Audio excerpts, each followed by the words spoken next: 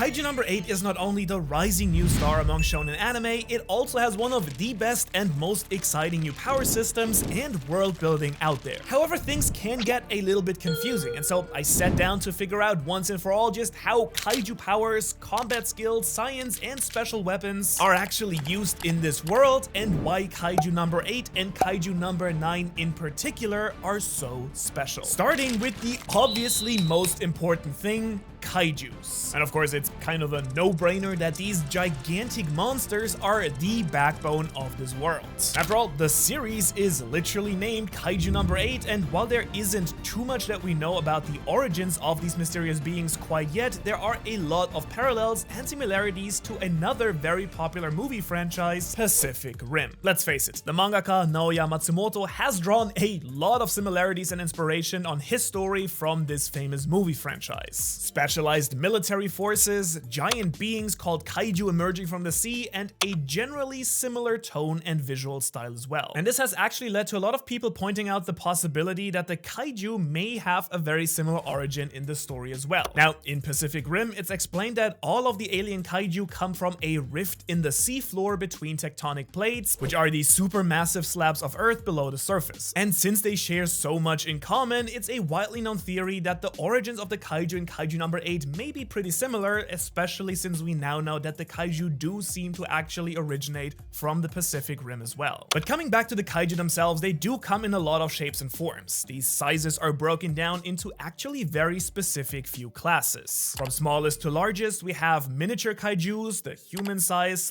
/ humanoid type kaijus, followed by mid-sized kaijus, then the giant class kaiju, and finally, the biggest and baddest, the super giant class kaiju as well. And honestly, even though they're monsters, these things come as small as a bird or as giant as a skyscraper. In other words, they are really wild. But they actually also have a ranking system that has nothing to do with size as well. And that's because kaiju are also classified by their fortitude level, which is basically just how strong they are, how much energy they emit, and how difficult it is to actually defeat them. The defense force, a specialized force specifically designed to fight kaiju, is the one that issues these fortitude levels in the first place. And this ultimate power level is finally based on a variety of factors then, like size, power, durability, but also a lot of special abilities that certain kaiju also seem to have. And really the baseline for everything here are the so-called Honju, which are normally the strongest regular kaiju in existence. Now the average Honju tend to have levels around 6.0 and serve as a big template of sorts for what other small kaiju that appear will look and act like as well. Their name in Japanese literally translates to original beast, and that makes pretty much sense because they have special organs that let them create miniature versions of themselves to assist them in fighting as well. And of course, I do use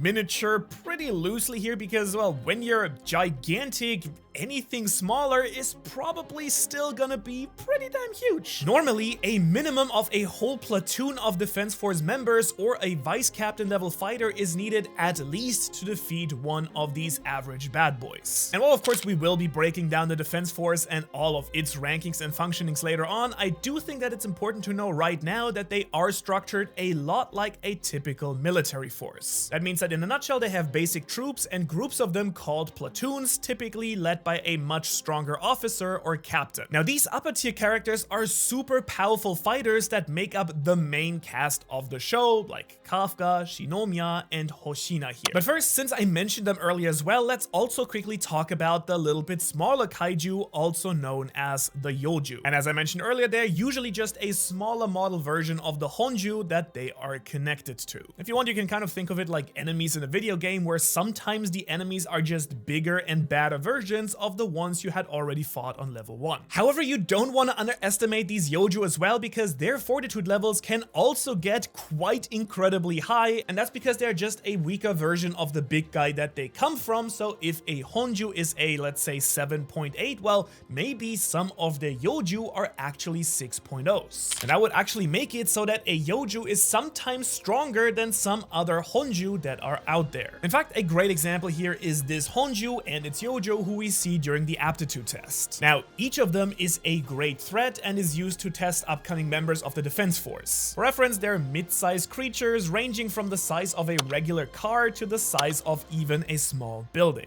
Kaiju, Yonju, Hoju, Manu, Soju. God, these names are gonna be the end of me. But much like the next rank, the Dai Kaiju. Dai in Japanese means just big, and that's basically what they are. These absolute monsters are on an even greater level than the Honju, specifically reserved for those with a threat level of 8.0 or above. In other words, they are nearly unstoppable beasts that require several platoons of members of the defense force as well as their highest ranking officers to defeat them. Due to their insane abilities, these Dai Kaiju can act pretty much like regular Honju, leading Yoju around and crushing things as a super powerful group. However, sometimes they also just prefer to fly solo. In fact, they usually are more than capable and have been shown to act on their own, essentially being a full army of one. And yet there is still one higher level of Kaiju, and that's the incredibly rare identified level Kaiju. And now, while their name is somewhat lackluster, I guess, I promise you that their power is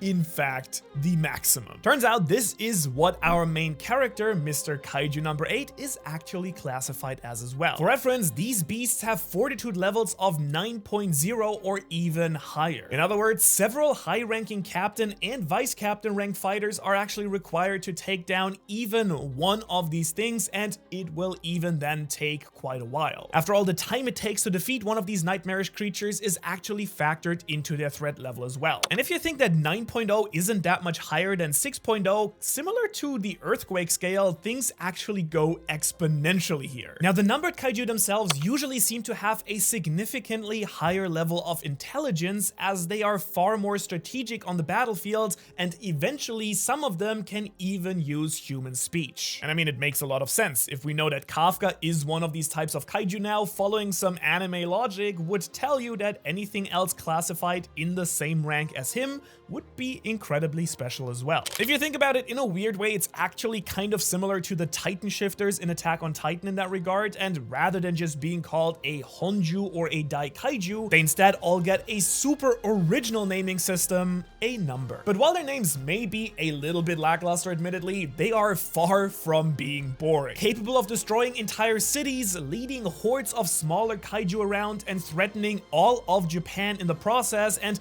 those numbers I mentioned are actually really important, because not only do they explain the order in which these terrifying threats appeared, but on top of that, the defense force can also use them to identify another special trait of theirs that I'll come back to a little bit later. Putting that aside for a second now though, these things in general are so rare that by now only 15 of them have ever been identified. And all of them have some truly insane powers to match that as well. For example, let's start with Kafka. In his kaiju form, he has the highest known fortitude level so far at 9.8. And his unique abilities let him rock the house with his immense strength in a variety of ways. For starters, of course, he just has overwhelming physical strength. In his kaiju form, he's in fact so unbelievably strong, he's got the power to take down a Honju and even heavily wound a 9.0 level kaiju with a single punch. But not only that, he can also use his own strength very much like someone like 𝗖𝗢𝗠𝗣 or Midoriya, leaping incredible distances with his incredible jumps as well. However, it's not just his raw basic power, but his impressive durability that makes him a true beast. In his kaiju form, due to his exceptionally thick skin, he can tank direct shots, sword slashes, and the power of kaiju number 2 with hardly any major damage. On top of that, he's also incredibly fast, able to avoid attacks from a character like Soshiro, a vice captain who specializes in speed-based fighting. But don't worry, because he is a kaiju, just like the GOAT Godzilla, kaiju number 8 here is also packing some truly crazy energy blasts as well. This electricity-like energy that flows through his entire body and spine can be projected into a devastating energy beam, very much like Godzilla's atomic breath. But Kafka can also use this energy like a classic shonen hero, sending it through his own system to boost his own senses, speed, and just raw physical power. However, as I mentioned earlier, there are actually 15 of these special special numbered kaiju, and all of their powers are really all over the place and quite diverse and unique. So skip ahead to this timestamp if you don't want any manga spoilers at all, but let's go through them very quickly. Like, kaiju number 1 is a pretty perfect example, as it has the very unique ability of technically having future sight. It has a very special eye that gives it incredible vision and the ability to target its enemies' weak spots and even read the flow of electricity through their nervous system. In other words, yeah, he was pretty much a Naruto character like Neji or Sasuke. But the real kicker is that when it used this power, it could actually predict what its opponent's next moves were, hence the name Future Sight Kaiju. Then there's also the absolutely absurdly powerful kaiju number 6, known as the King of Kaiju, and this monster was practically a force of nature with an insane 9.6 fortitude level, and not only was it incredibly huge, but it also had the coolest anime power of all time: ice. This thing would make entire snowstorms appear wherever it went. Storms that had the power to devastate entire cities on its own. But now, since we have talked about them so much, I do think it's time that we get to the second half of the series' unique power system, which is the Defense Force. Now, very much like the kaiju themselves, there are several ranks and divisions of this very unique fighting force. From lowest to highest, we've got cadets, officers, and platoon leaders. Now, all of these are basically your standard foot soldiers as the ranks get slightly higher. However, the real titles then start with the division vice captains and captains. All of these characters are truly next level fighters of the Defense Force, overseeing the day-to-day operations of their different units. And overseeing all of the divisions are the deputy director and the director general, the leaders who are actually in charge of all 16 Defense Force divisions scattered all throughout Japan. And you see, these 16 branches defend all of Japan together and are split into 4 area subdivisions.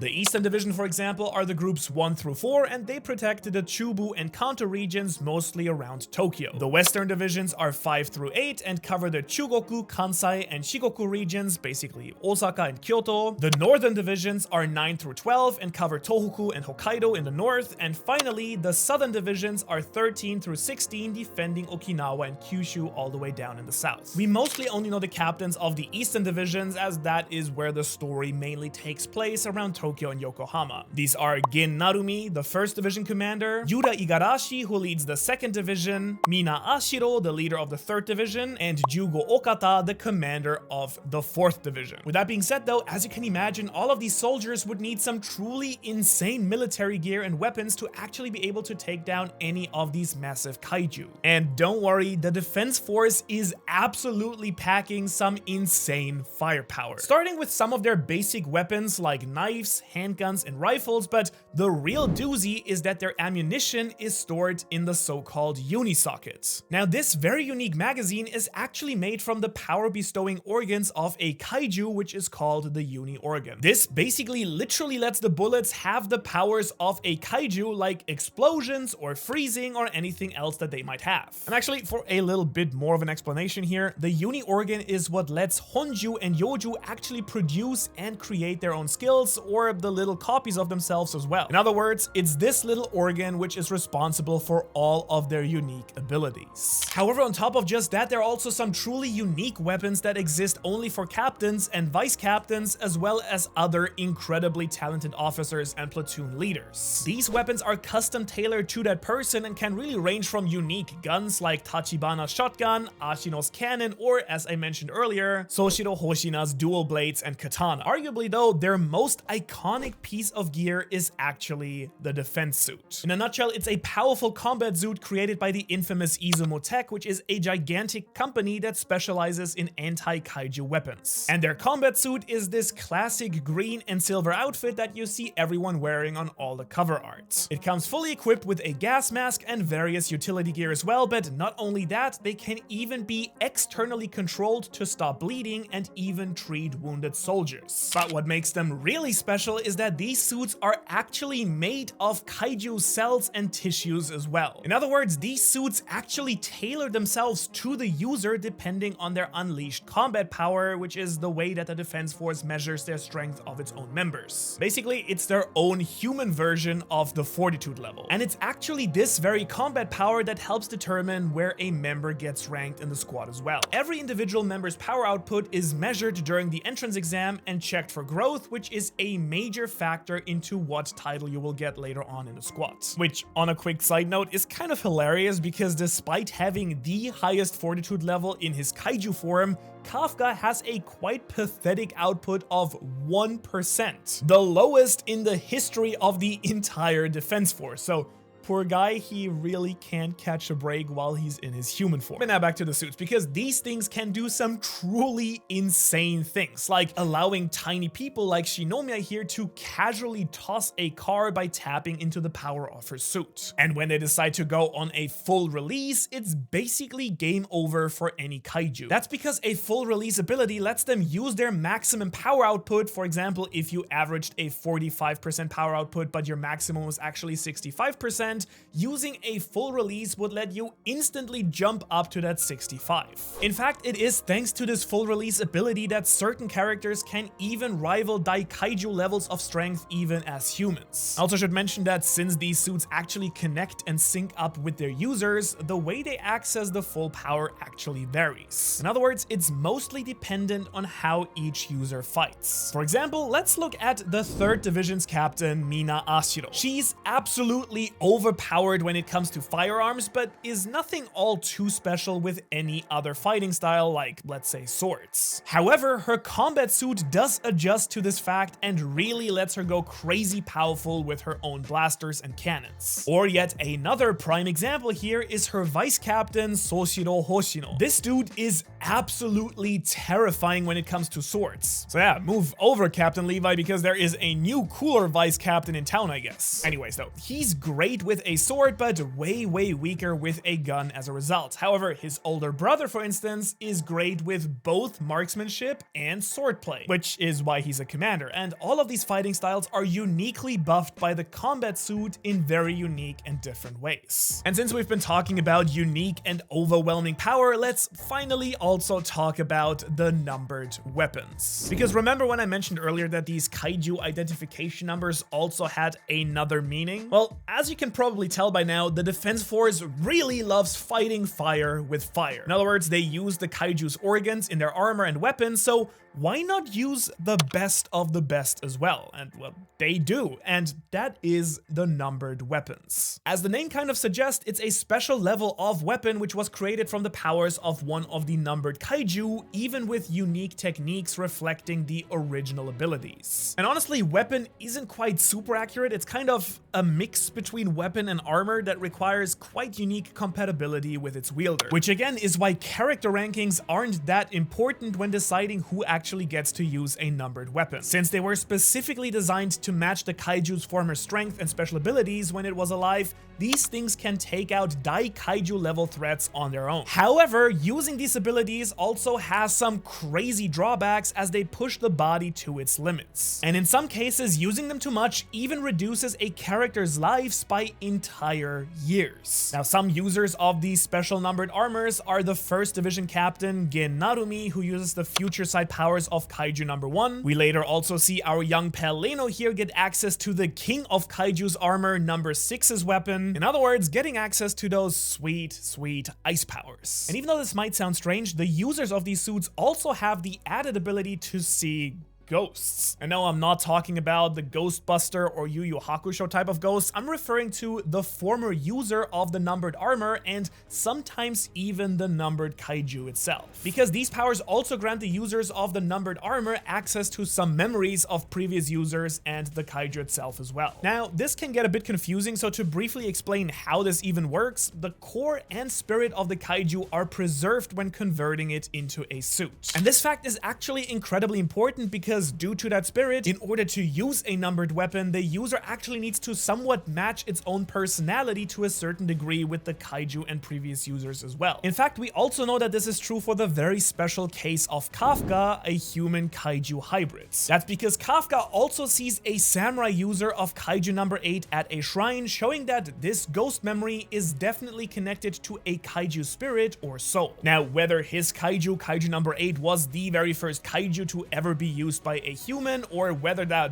was just a kaiju in human form, we still don't know, but what we do know is that during that period in history, humans weren't able to use kaiju as weapons in the first place. After all, people were still just fighting with regular swords and bow and arrow. So what we can say is that whatever this unique body transfer that number 8 has it isn't too far off for what the other numbered suits can do as well. However, seeing this past spirit seems to imply that kaiju number 8 is at least many hundreds years old and possibly one of the oldest kaiju to date. On the other end of the spectrum, this is very much not the case for kaiju number 10 and its wielder Hoshina. Now, since kaiju number 10 is the living armor itself and is still alive, they actually end up being another very special case as well. However, to some degree, the only reason these two can connect is because Hoshina's fight with kaiju number 10 actually earned it the monster's respect. Now, who knows, maybe it's actually not that different after all, but no matter how you cut it, Kafka is definitely super special even among these already special cases. Probably it has to do with him being, you know, the main character. I mean,